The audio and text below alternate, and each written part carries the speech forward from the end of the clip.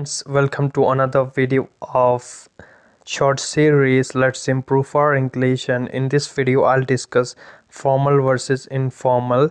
And as you know, this is very important part of in our written as well as spoken language, when to use formal language and when to use informal language. So I came up with 100 examples and words, and there are formal and informal and when to use them according to context. All right, so without wasting time, let's get started. So on left side these are formal and on right these are informal. All right, so useful to avoid starting a sentence with and. All right, this is a tip additional. So instead, acceptable, that is formal, and okay is informal. Additionally, formal and informal, affluent, formal, rich, informal. All right, so you have to see that on this left side these are formal ones with blue color, and on right with red color these are informal. All right, allow, let, amusing, funny, apologize, say sorry, are not, aren't. So in informal language we use contractions. Remember, bear in mind. All right, so this goes for all contractions.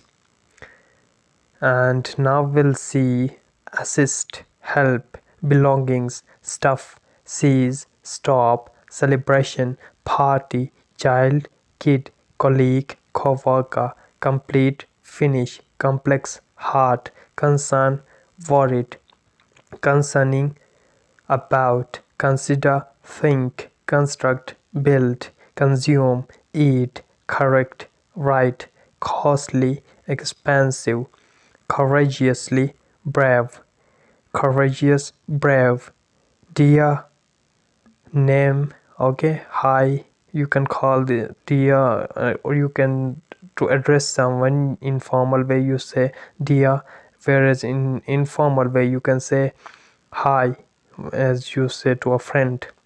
Disease, death, decrease, go down, demonstrate, show, destroy, crushed, difficult, tough, discard, throw away, discuss, talk about, donate, give, economical, cheap, eject, throw out, elderly, old, employer, boss, inquire, ask, farewell, buy, father, dead, fortunate, lucky, furthermore, also, gratitude, thanks, however, but, ignorant, stupid, impolite, cheeky, unjust, kidding, in my opinion, I think, incorrect, wrong, and increase, go up, inform, tell, insert, put in, intelligent, smart, investigate, find out,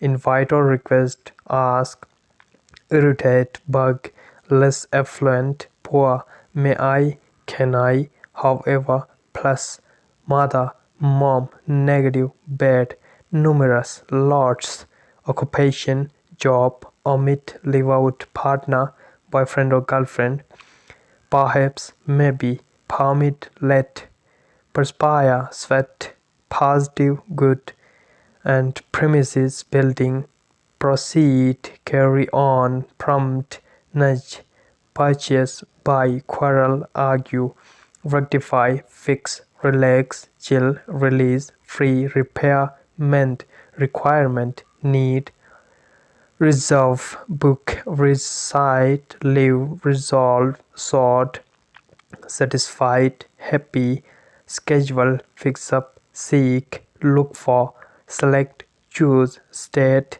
tell, submit, hand in, substantial, big, sufficient, enough, superior, better, suspend, stop, terminate, end, test, try, thank you, chance, therefore, so, transparent, clear, tolerant, put up with, unwell, sick, vacate, leave, verify, check. So what you need to know when to use this formal and when to use informal. Use context to decide a formal or informal style. For example, use formal in academic, professional, and serious, and use informal in personal to friends, family, and relax. And second one is avoid slang and colloquialism in formal writing. All right, and so these are some examples. Formal, yes, going to, want to, but informal you can say yeah, gonna, wanna, and vocabulary needs to be adjusted. All right, I discussed with you 100 examples above. And fourth one is maintain a respectful tone in formal writing. Tone is also very important in formal speech. For example, could we consider changing the font? May I suggest one? And in informal way, you can say we should change the font. I can suggest one. And fifth one is avoid the figures of speech in formal writing. I thought about it. And in informal way, you can say I've racked my brains. Okay, so avoid these figures of speech, figurative language in formal writing, and avoid contraction in formal writing. Sentences are generally longer in formal writing, whereas they are contracted in informal writing. And formal writing, you cannot use slang or colloquialism, whereas in informal writing you use slang and colloquial expressions.